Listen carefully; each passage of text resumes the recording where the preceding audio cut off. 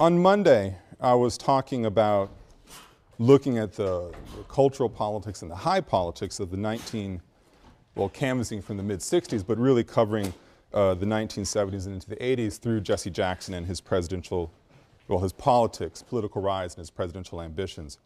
I want to jump off from that point, from Jesse Jackson's '88 campaign. I might dip a little bit back in the 80s, but mostly we're moving forward here.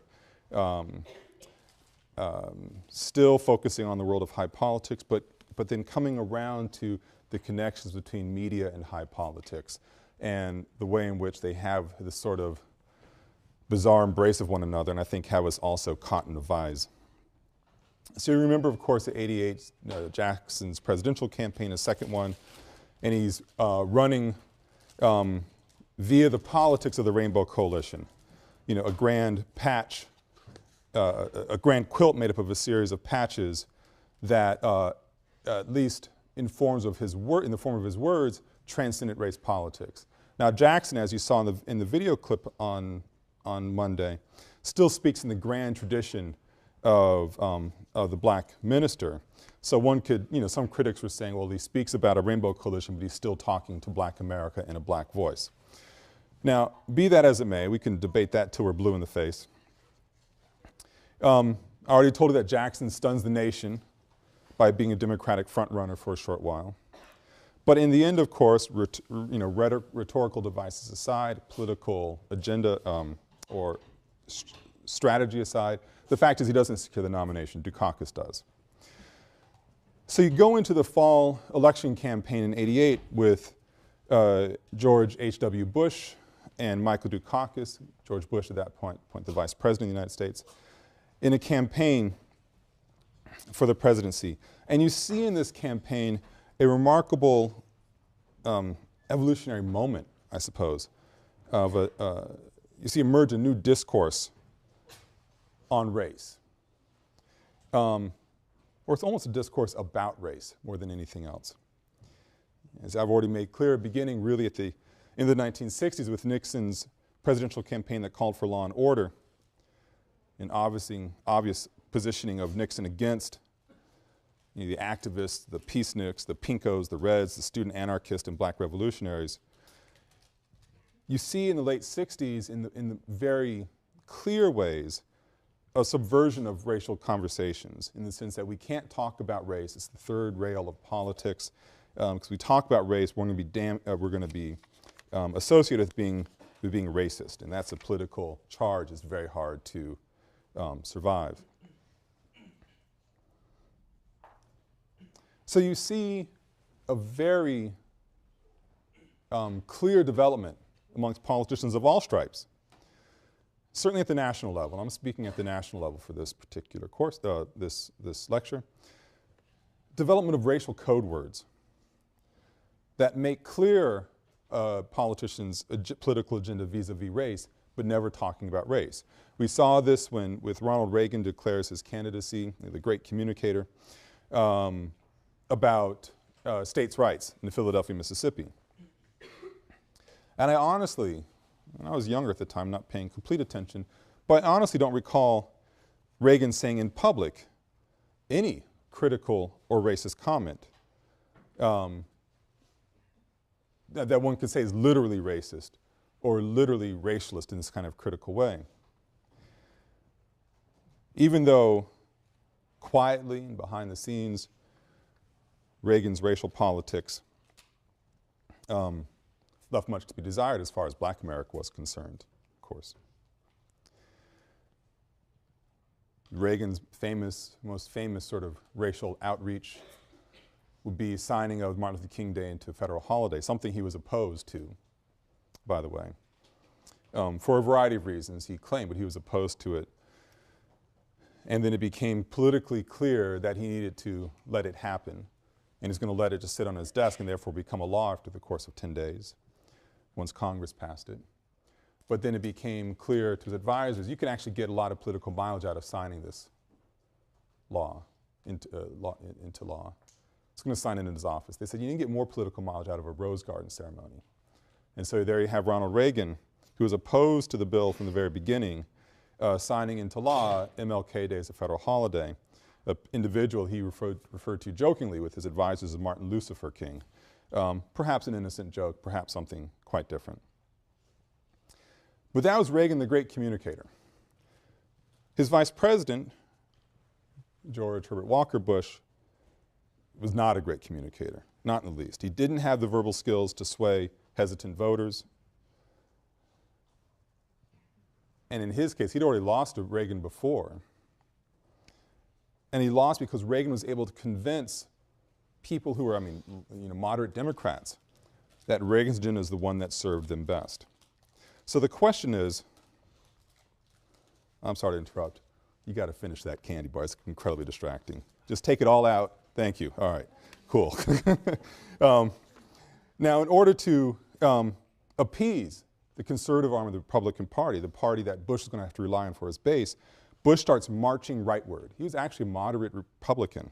Starts marching rightward, especially against Dukakis, who is a rather progressive liberal as far as mainstream elected politics are concerned. Bush and his advisors, his campaign team makes a big deal out of calling Dukakis a card-carrying liberal, which, if you think about it, actually made no sense. But in the world of politics, that doesn't really matter. He's a card-carrying liberal, which harkens back to, the specter of being a card-carrying communist. So for a generation, this actually resonated in a powerful way. They also said, this is really the most effective point on Dukakis in terms of tarring him with a certain kind of politics, is that he was soft on crime. And that's the important phrase, he's soft on crime. You have, during this moment, during the 1980s, this moment leading up to the Bush-Dukakis campaign, the age-old links of especially black men, to crime are sort of further and deeply embedded into the nation's subconscious. There was a war on drugs, the rhetoric, we're going to have a war on drugs. There was the crack epidemic that was ravaging so many of our nation's inner cities. It was actually still going on in the early 90s. I lived in New Haven then, and it had torn apart this city as well. You have gang warfare going on almost seemingly uninterrupted. These are very real things, but they're also popularized in our media in very fantastic ways. In the mid-80s, 1984, white man named Bernard Goetz, who's in New York City, who's approached by 4 black teenagers who later confessed that they were on the way to break into video machines for some cash. These 4 teenagers go up to Bernard Goetz and ask him, or panhandling and offering threatening remarks, and Goetz pulls out a .38 revolver and begins firing in the subway, in the car. He hits all 4, sees 2 on the ground moving, approaches them and asks if they had had enough, and tries to shoot them again, but the revolver is empty. This is horrifying. What was fascinating, though, in a clinical sense, not to diminish this, is that Goetz is hailed as the subway vigilante. It's like finally someone is standing up to the people who are taking control of our cities, the people, these black men, these teenagers, these criminals. That the angry white man is standing up and doing what we all want to do. Now, I'm not saying everybody felt this way, but I'm saying this is the way that the press whips this up into a hysteria. So that's just one moment, but it is a motif for much of the 1980s thinking about crime and race. So now when Bush's campaign decides to paint Dukakis as soft on crime, they hunted for the perfect image. This is what political campaigns do. This is what political activists do. And they found one. And they found one in the narrative and the image of Willie Horton. Excuse me, I just want to cue it up. Who's Willie Horton? Willie Horton, African-American male, criminal in the state of Massachusetts. Violent criminal. He's given a 48-hour furlough, as it turns out, by accident. He's given a 48-hour furlough as part of Massachusetts policies about trying to help rehabilitate criminals. They can therefore become functioning parts of society. He's given a 48-hour furlough in June of 1986 and doesn't return. He just skips out. A year later, he attacks a Maryland couple, raping the woman, flees, he's caught. In October of '87, he's sentenced in Maryland, and by April 1988, 2 years, not quite 2 years after he was furloughed, the furlough program is over in Massachusetts. Race is never mentioned when the Bush campaign starts to talk about this history.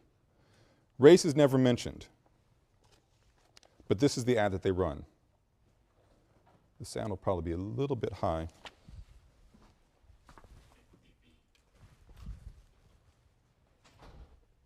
And I'm sorry, it's rather pixelated. It was the best version I've been able to find, actually. And Dukakis on crime.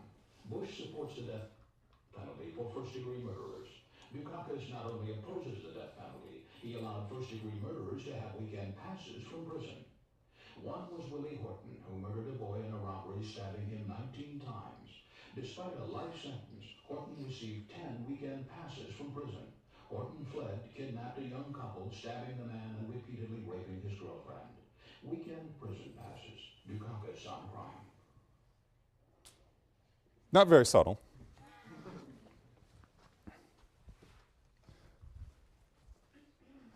Well, the ad, if you're listening, never mentions race at all. Shows the image of Willie Horton's mugshot, and I know it's grainy in this projection you saw in the classroom, but the image is always grainy, never really a high quality image. The ad actually only runs a few times. Activists are beside themselves, not even just activists, Democratic loyalists are horrified. They're not trying to defend Willie Horton, and they aren't actually even trying to defend the Massachusetts rehabilitation program. Al Gore, who had, when he was in the primary campaign, had attacked Dukakis repeatedly on this very issue, but never made an advertisement out of it. Anyway, liberals are horrified because it's quite clear that what the Bush campaign is actually trying to do is trying to connect or reconnect or reaffirm the notion that the black male is the person to be feared. That if Dukakis is in office, that it's the black male who will benefit. And again, the ad only runs a few times. It gets incredible attention. And you've grown up in a different era when this is actually a literal part of the campaign strategy in the 24-hour news cycle. The 24-hour news cycle was still fairly young, and the ad just gets repeated over and over again by the talking heads and news anchors. It's free advertising. Bush himself comes out against the advertisement right away, within a day. And he says, I've never advertised this, I denounce it, this is the worst kind of racial politicking. He calls it what it was. I want nothing to do with it. And Bush actually had, he was a moderate Republican for a very long time, had a pretty reasonable record, at least at the interpersonal level, on race issues. Now, was he a friend of the race? I leave that to other people to make a declaration, a determination about it. But he comes out against the ad. Did he know about it beforehand? Wouldn't be surprised if he did, if it's all orchestrated, but I don't know. The fact is that that the campaign was speaking to the phenomenon that had become heightened during the 1980s, the special coding, C-O-D-I-N-G, that linked people's awareness of race, crime, and underscored the belief systems that crime was a special province of the black male. The code words are accompanied by an image in this case. It's figuratively saying, watch out. Put Dukakis in office, Willie Horton will come get you next. Well, Dukakis doesn't win. I'm not saying the ad is the difference, but it's one of the more notorious ads in modern political campaigning. But the Dukakis doesn't win. So, you know, I think we're in a new era perhaps of more tough on crime approaches. But the racial hysteria that's part of tough on crime is really hard to beat down. 1989, just up the road in Boston, Carol Stewart, white woman, very pregnant,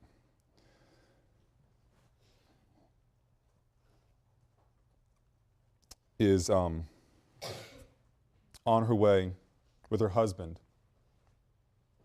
to hospital, and they are carjacked. She's shot in the head, husband's shot in the gut. He survives. Carol Stewart doesn't.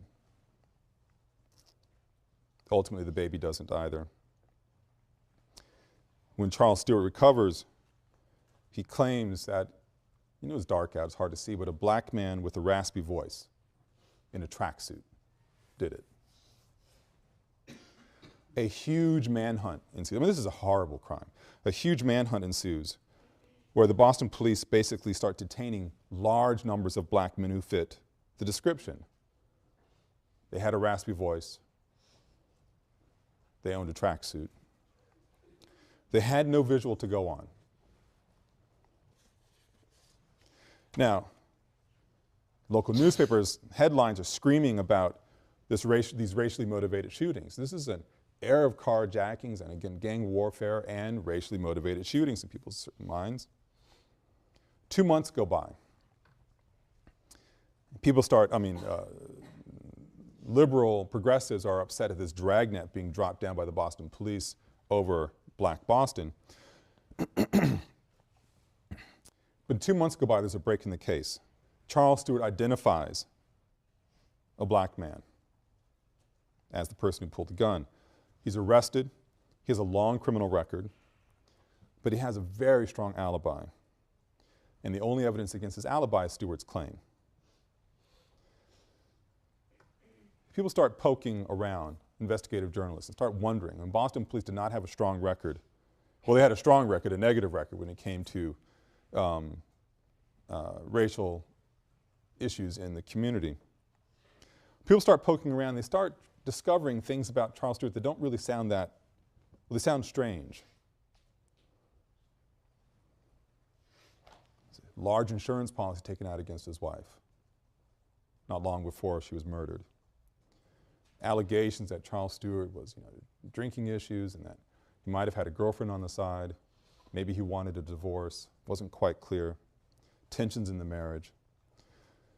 January 1990 now, Stewart's car is found running on a bridge in Boston and his suicide note's found inside. Turns out he murdered his wife. He shot himself in the gut. He made up the entire story. There was that huge insurance policy. His brother, with whom he developed this plan, is the one who finally came clean and gave all the backstory. Stepping away from the Stewart family themselves, a very tragic family, a larger question was raised about the presumption of guilt and the racialization of crime, the sensationalization by the media of the linkage between race and crime in this case. Questions were raised again about police ineptitude and insensitivity or intransigence. While all of this is happening in the Charles Stewart case, you have down in New York City a very famous case involving the Central Park jogger case. White woman goes jogging in Central Park at night. Investment banker, she's attacked by teenage boys. The press likened it to the boys to a roving pack of wolves. And this is literal, a roving pack of wolves. There's hysterical reportage. Donald Trump took out full-page ads calling for the death penalty. The mayor referred to them as monsters. At the time of the trial was going on, a gang of 30 Italian-American boys from Bensonhurst cornered 16-year-old Yusuf Hawkins in his car parking lot and shot him dead. The press referred to that gang simply as white young men, and the mayor referred to the incident as an enormous tragedy, as it was. But there were no full page ads calling for the death penalty. You may remember that in 2002, some 13 years after the fact, Matthias Reyes confesses to raping the young woman and his DNA matched. Another instance of profound police ineptitude, because they had the guy the whole time, essentially. And the young men who were kind of raising hell in Central Park, but they weren't rapists, many of them languished behind bars for quite some time. It's in, I don't want to make the connection to the Scottsboro Boys case, but there are linkages all the same. This is the state of affairs. You have in an era of racial hysteria and racial code wording. Now, one thing I forgot about the Central Park case, I mean, one of the phrases used is these young boys who are like wolves on a hunt, were going wild. So wilding was a catchphrase for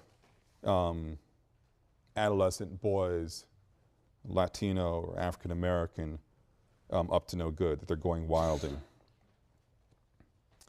1990, the same moment when, same year that Charles Stewart comes clean, well, kills himself and then comes clean about murdering his wife, have an unusually tense campaign developing in North Carolina.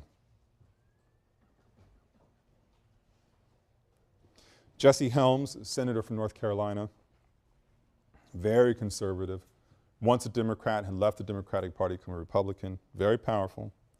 Jesse Helms is facing an unexpectedly strong challenge from Harvey Gantt, black candidate, former mayor of Charlotte. Gantt is ahead of Helms through much of the campaign. As we're getting close to Election Day, he's clearly ahead of Helms 2 weeks before the election. Helms used an infusion of capital to start, of cash, to start running television ads that were full of visually coded language and outright language that were essentially racist. The clip I'm about to show you is the most famous of them.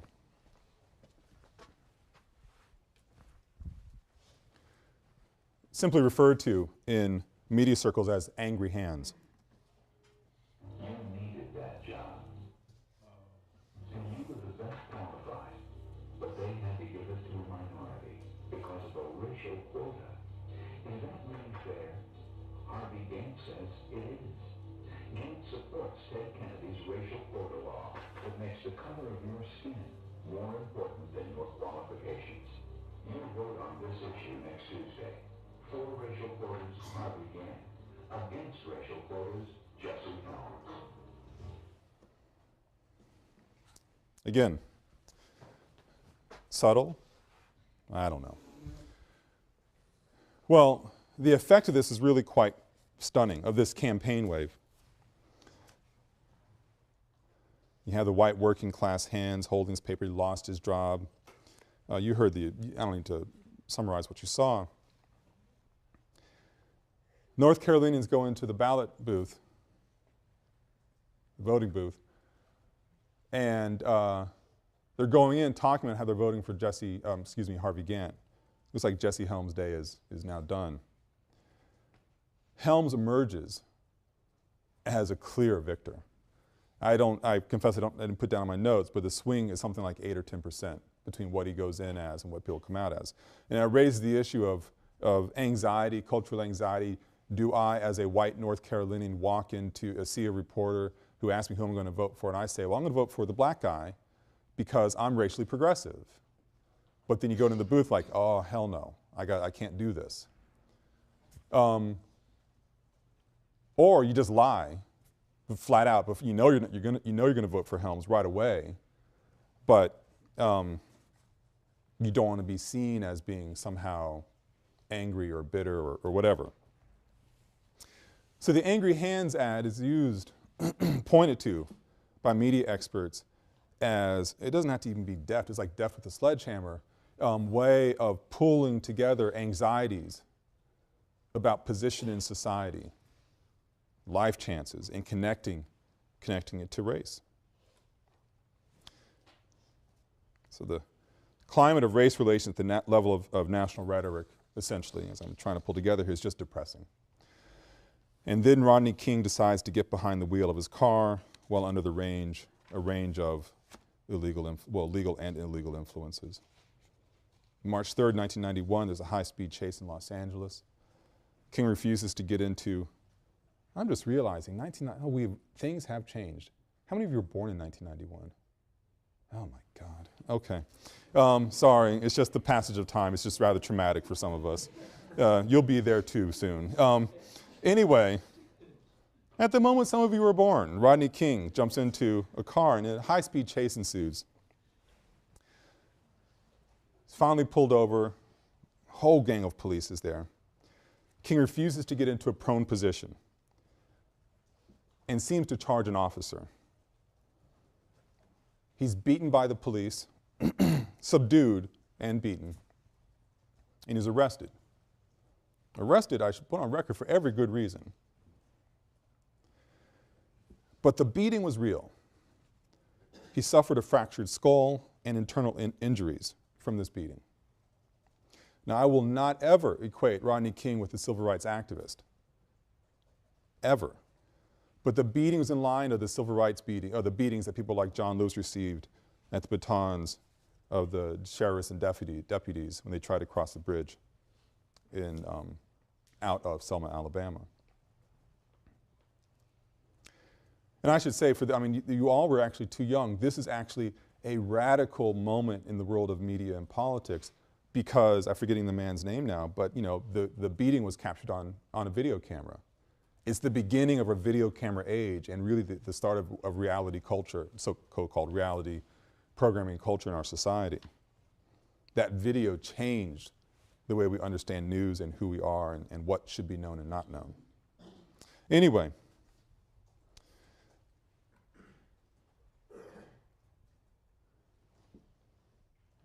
two weeks later, after the arrest, 4 police officers are charged with assault.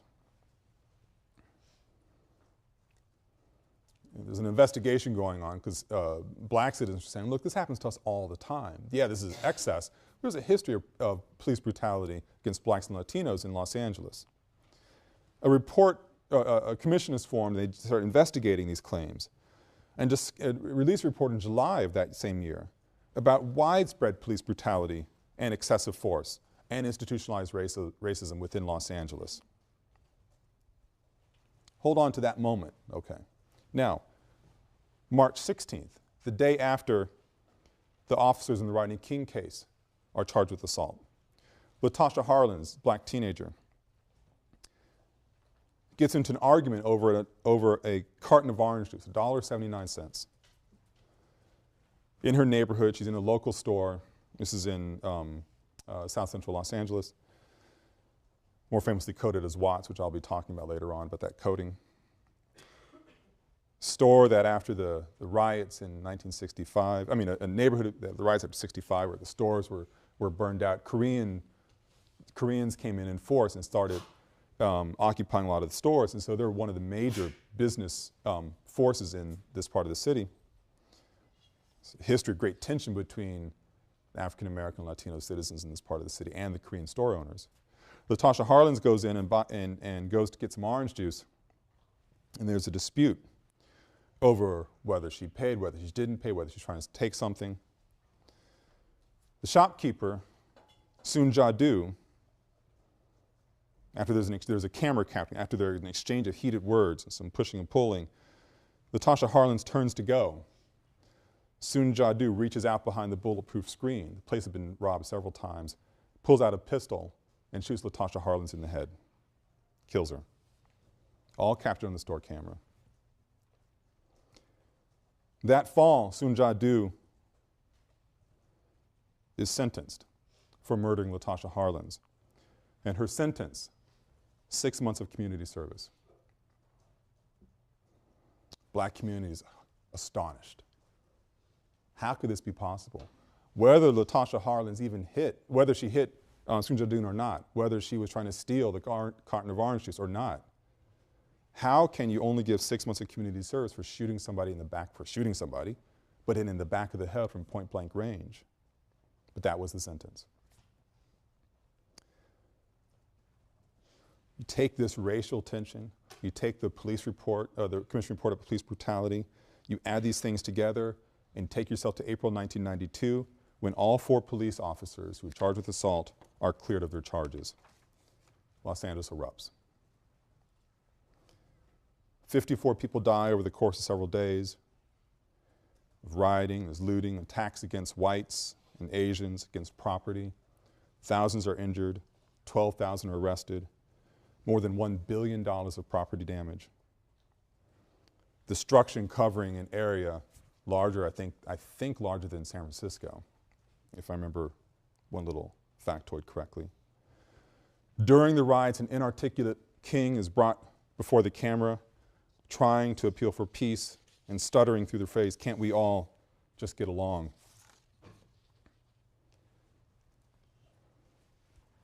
There's another important current to know about this story is thinking about the connections between media and politics. I learned a lot about the media during this particular riot. I was actually in what is now Au Bon Pain, which used to be a family sort of bar here, and I was pursuing my PhD here in history. Having moved from LA a couple years ago, I had heard from some friends that the officers had been acquitted, and I walk into this restaurant and there's TVs up around, bar, restaurant, and everybody's looking up. They look at the TV set.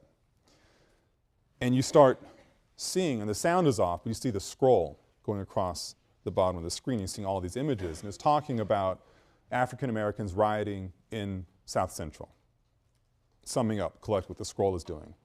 Then I'm watching from the perspective of the camera in the helicopter, and I'm realizing that what I'm seeing is actually not black people, but brown people. And then what I'm also seeing is the intersection about 4 blocks from where I lived in Los Angeles 3 years earlier. Anybody here from LA or knows LA? 1 or 2 lonely hands. Well, welcome East.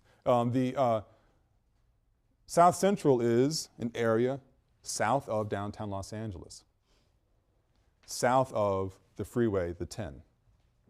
I lived north of the 10 and west of Los Angeles on the northern edge of Koreatown, which is populated by Nicaraguans and El Salvadorans at that time.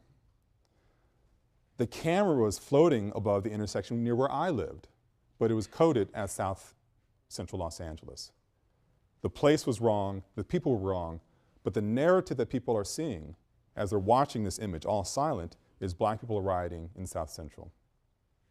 It's a moment in which you see a racial codification, a national racial script of blacks are criminals, and Watts having been burned into our minds through a lot of the cultural politics in the 1980s with gangs going crazy, the Crips and the Bloods. It's a Watts phenomenon, that this is where it's happening all over again. The fact is the riot was happening everywhere. Another moment of media representation of race, far more famous than my moment's not famous at all, I just happened to have witnessed it, revolves around the individual, the history of Reginald Denny.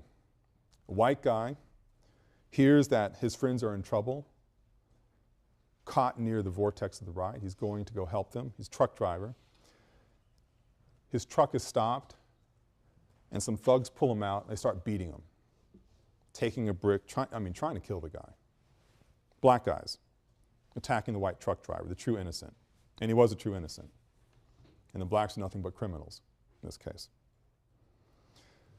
Cameras focusing, watching this thing happen. People are transfixed and horrified. Denny survives. He does survive. But the phenomenon of black kids beating up on an innocent white person is what the script read. What the script didn't read is the fact that the people who saved Denny were some older blacks who saw this happening on TV, knew the intersection, got in the car, ran over to him, saved him, got him in the car, took him to the hospital. The script also didn't read the fact that Denny was telling people afterwards, quit using me as a political football. I don't want to be used in this way. Stop it. But he had lost control over his own virtual projected image. So you have in the wake of, I mean, there are many different narratives to tell you about the LA uprising and the LA riots. I want to use it for the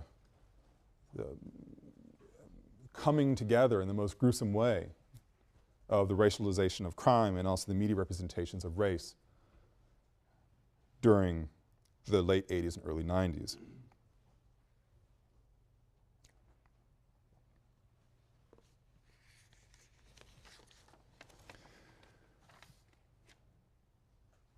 We have come to the place by the early 90s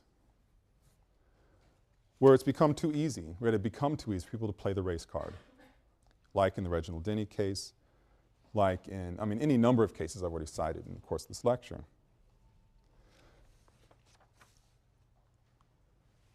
You see the race card played to perfection, though, in the greatest theater of high politics. I'm not talking campaigns. That's the gutter of high politics, often. But in the grandest theater of politics, high politics, is that revolving around a Supreme Court nomination. 1991, in the midst of all this stuff I've been talking about, Thurgood Marshall, exhausted for years, finally says, I can't wait for a Democrat to take office. I'm retiring. He retires, and on July 1st, George Bush nominates Clarence Thomas to succeed Marshall on the Supreme Court. Clarence Thomas, a one-time black nationalist. You know, he was a law school student. He was known for wearing his fatigues and talking about Malcolm X as a person who had it all figured out. But as someone who turned into an anti-affirmative action activist, anti-welfare as well, anti-abortion rights. And he can have these ideas. Those ideas are fine to have as a Supreme Court nominee. Bush declares he's the most nominated person he could find. He did a great search, something that drew gasps from many lawyers, many regarding other politics. Thomas had barely been on the bench. He'd been a legislative staffer, then had become, under Ronald Reagan, the head of the Equal Employment Opportunity Commission. Had just been elevated to the bench. The NAACP, the National Urban League, the National Bar Association, which is, quote, the black National Law Association, all oppose Thomas's nomination. The American Bar Association refuses to consider him, quote, well qualified, which is one of their rankings. But a smooth nomination process ensues. They know it's going to be a split vote. And ultimately, and when it's in committee, I skipped a step, when it's in committee, it doesn't send out a recommendation to the full Senate, but they know it's going to go smoothly, it seems. And then the Anita Hill allegation finally gets heard. Anita Hill, who had been assistant to Clarence Thomas when he was at the EEOC, had made allegations already, and people weren't paying attention to it, about Thomas's inappropriate behavior in a work environment. And I'll quote from part of her testimony. My working relationship became even more strained when Judge Thomas began to use work situations to discuss sex. On these occasions, he would call me into his office for reports on education issues and projects, or he might suggest that because of time pressures, we go to a lunch at a government cafeteria. After a brief discussion of work, he would turn the conversation to discussions of sexual matters. His conversations were very vivid.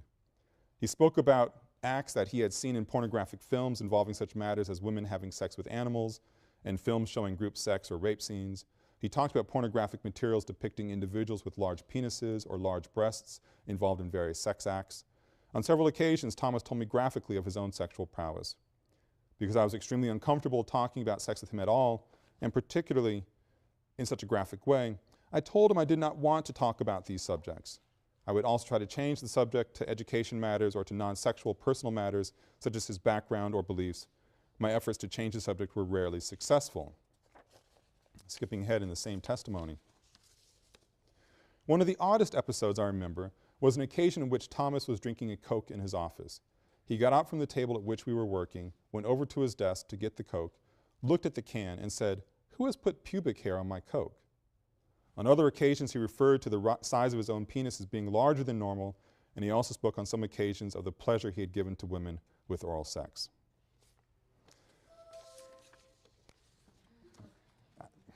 Nothing related to the testimony. I've got an appointment to go to after class is over. A business appointment to go to after class is over.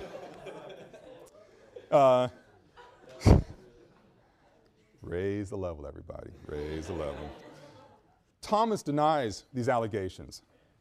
And this, of course, fascinates the press to no end. And in a clever yet cynical turn, silences all debate on the topic. And I read here from his rebuttal. "I have complied with the rules.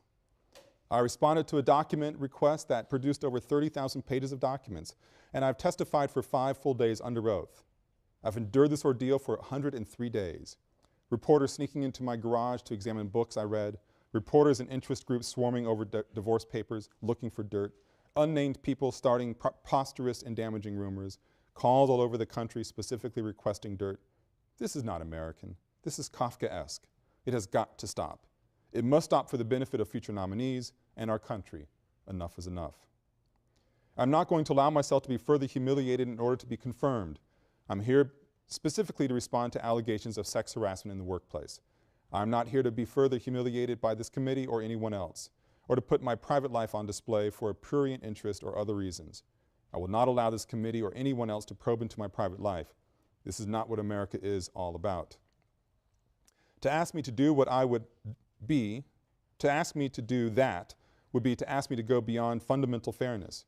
Yesterday I called my mother. She was confined to her bed, unable to work, unable to stop crying. Enough is enough.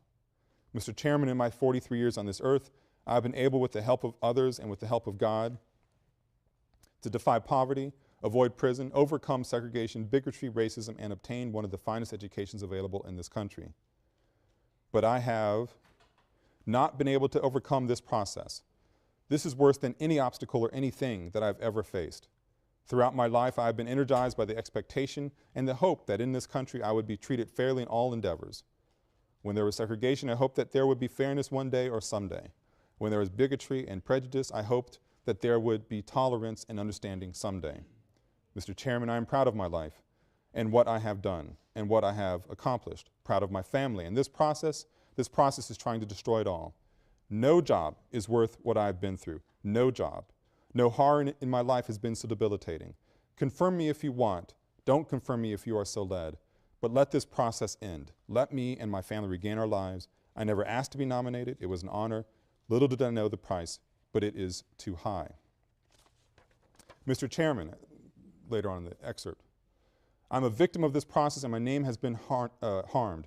My integrity has been harmed. My character has been harmed. My family has been harmed. My friends have been harmed. There is nothing this committee, this body, or this country can do to give my good name back. Nothing. I will not provide the rope for my own lynching for further humiliation. I'm not going to engage in discussions, nor will I submit to roving questions of what goes on in the most intimate parts of my private life or the sanctity of my bedroom. These are the most intimate parts of my privacy, and they remain just that, private.